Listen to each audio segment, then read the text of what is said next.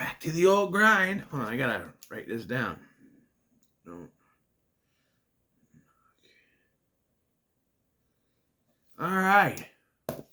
Don't Knock Twice is the penultimate review in Pick 10 and Tubi Horror Weekend 5.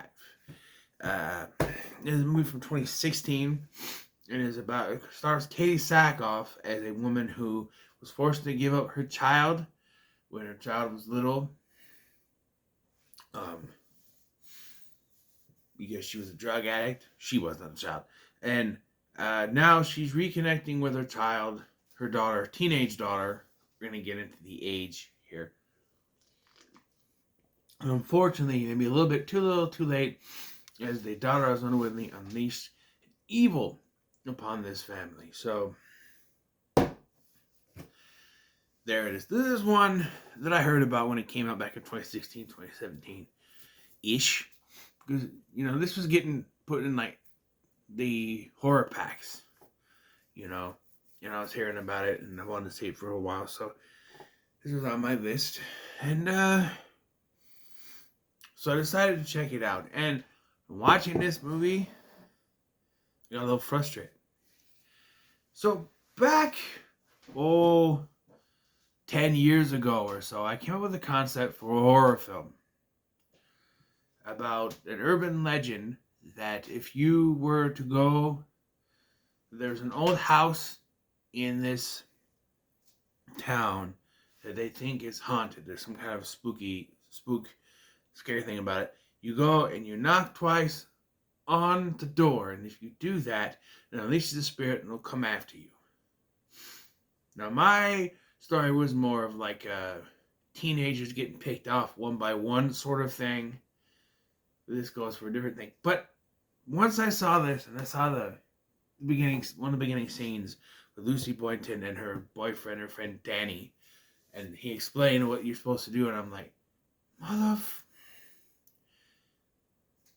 This was legitimately my idea only. Mine was more like teenagers getting picked off one by one. This goes in a different direction. But, you know, I thought of something like this, and now my movie was called Knock Knock. So imagine my surprise when Eli Roth put out a movie with the same name, and I'm like, son of a bitch. But it wasn't the same concept. It was totally different.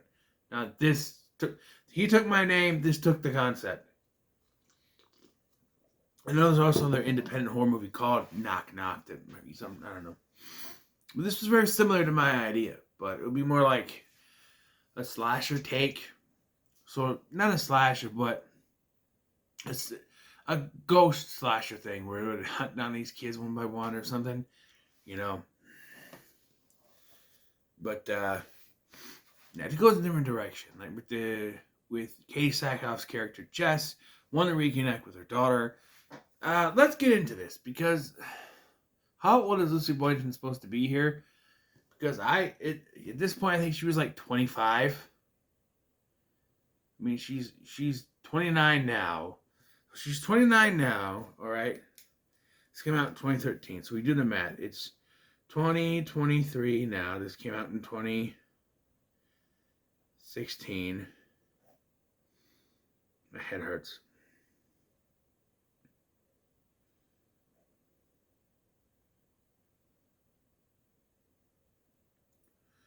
15 minus 6 is 7.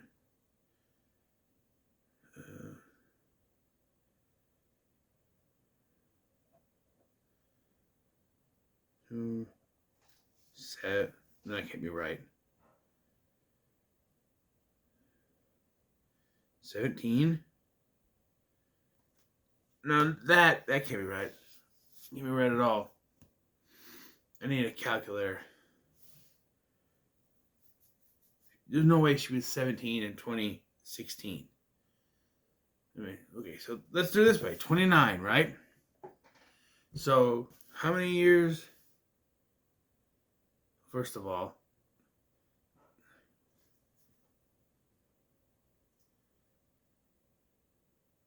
I was doing it wrong anyway. So, how many years was 2019? So 2023, 2022, 21, 20, 19, 18, 17, 16. 7 years ago. So 29 minus 7. Okay. 9. That's 1. That's 2. She was 22. She was 22. Okay, so she's 22 years old. So she could be passing. I think she's supposed to be underage because they keep. There's this whole thing about. They question Jess's. Or even living with Jess. And they're keeping her at this place. And I'm thinking. Shouldn't she be. She's over 18. They can't really do anything about it, right? I don't know. But. So, Jess has this model of hers named Tira that she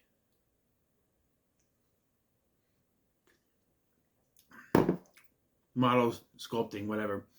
And Tira gives her this special necklace thing that will come in handy later. Although, I think she does this before anything happens. I think.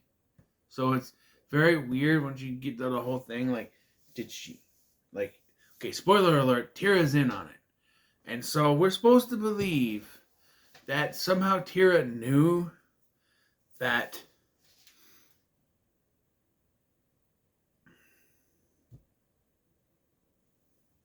Lucy Boynton's character was going to knock on the door.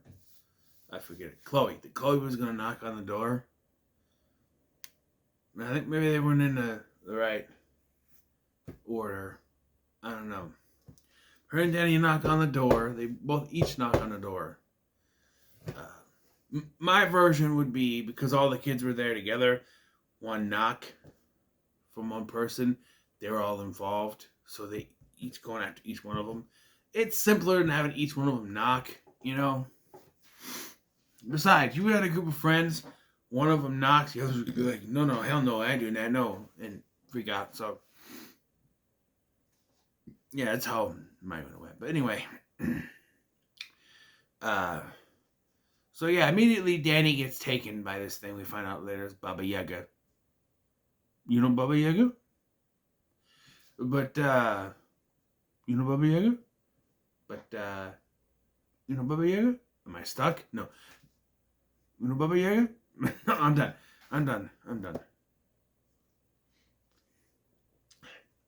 You know Baba Yaga? No. Anyway, so weird things started happening in the house. The husband goes away for a business trip because of course he does. He's not needed for the rest of this film. And really, when he comes back, he's murdered right away. So, like, why couldn't she just be single? I guess she might have to have been remarried. Be in a better place, I guess, but I don't know. So, they start to try to figure out weird things that happen. She doesn't completely believe her, realizes something weird is going on. They decide, there's one point, they get all the doors and they set them on fire. Burn them so that they try to be smart about it. But it doesn't work because the next day, there's one of Mary's burnt doors is on there. And tries to take Chloe. So we find out that this whole thing is that when when Chloe and Danny were little, they accused this old woman, Mary, of taking their friend, Michael. And they told this detective Boardman about it. By the way, this movie takes place in England. But Katie Sackhoff is doing an American accent. And I don't know why, because as we've seen on The Flash, she can do a British accent. She's American. And her daughter is British. But her daughter was raised there, so I'm guessing. And I thought, perhaps, that, you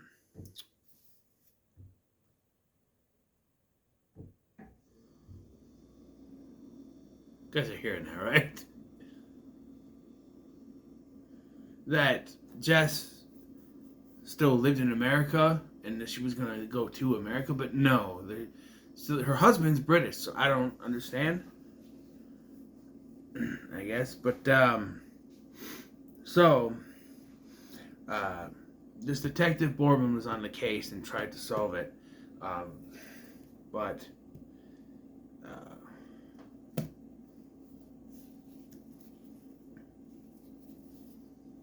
when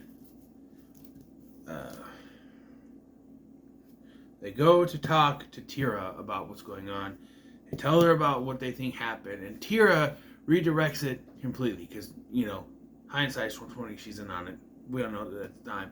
But she says that no, she thinks that this is Mary, that the Baba Yaga thing is not real.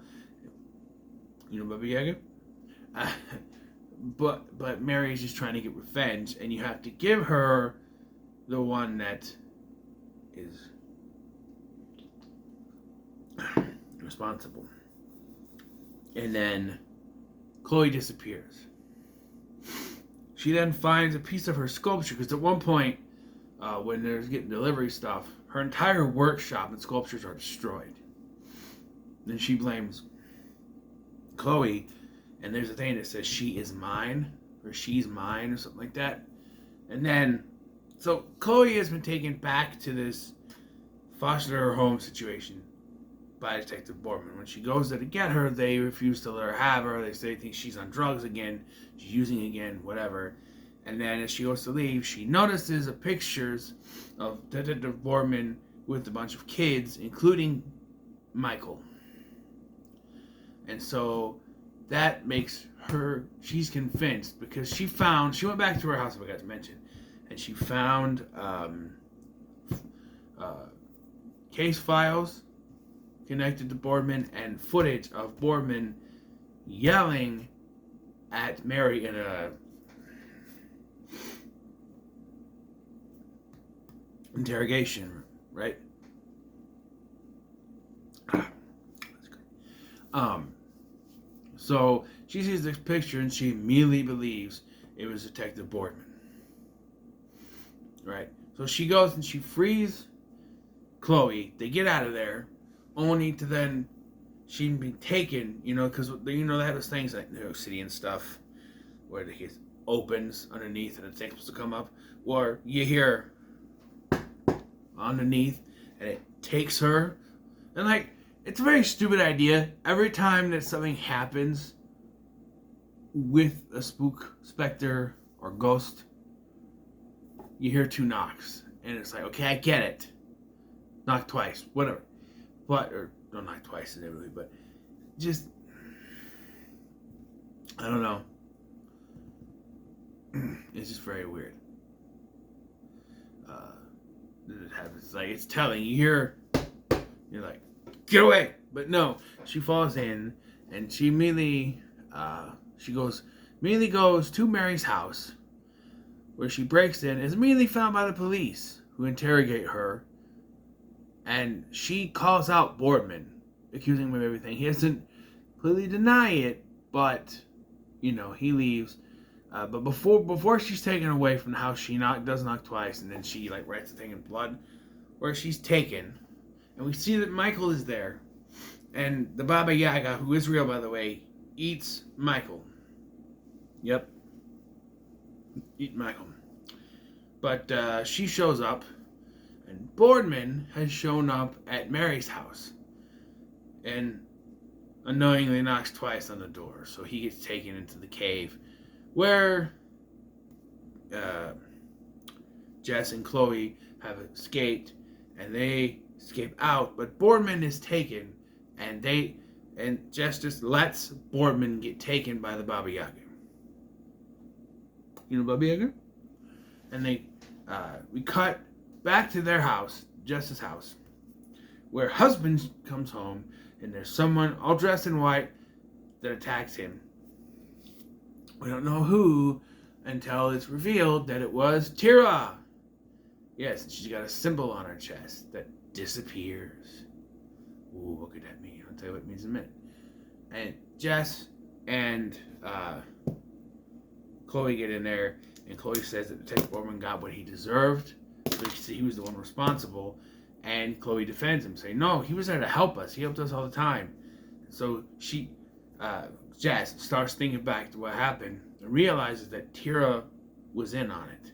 Tira was the one who, veered away from the Baba Yaga and pushed her towards Boardman. In fact, it's her footage that she left there. It's her evidence stuff that was left there. How she got it, I don't know.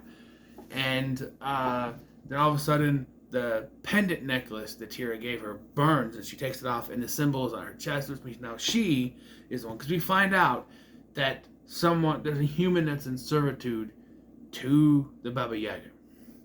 Only way to get out of it is to kill yourself, which Mary did, or trick someone into committing something terrible, like feeding an innocent man to Baba Yaga.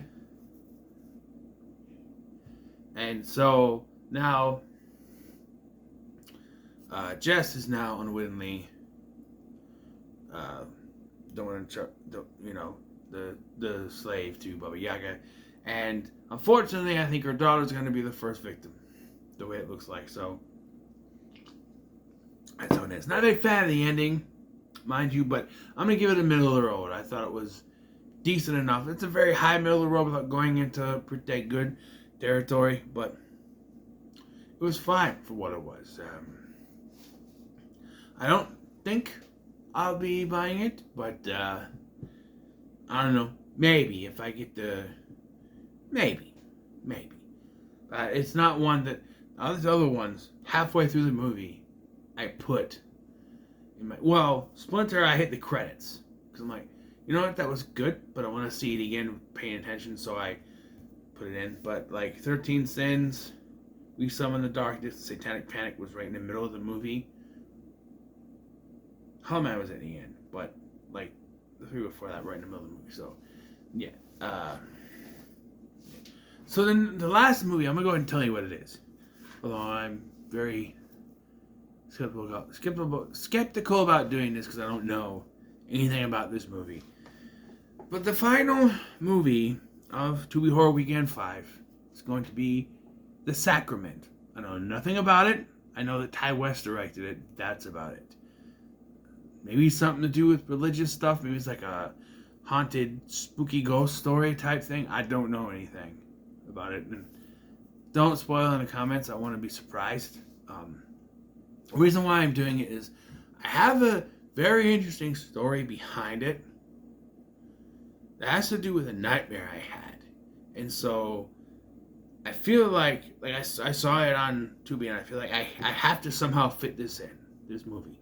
So I'm going to do The Sacrament because of the nightmare I had, and I'll explain that in the video, and we'll see what I think of this movie. And if it is, spooky, and maybe my nightmares are trying to warn me, I don't know. But, yeah. So, what are your thoughts on Don't Knock Twice? Leave a comment below. Make sure you like, share, and subscribe. Thanks for watching. I'm Scotty, and I'll see you in the next one.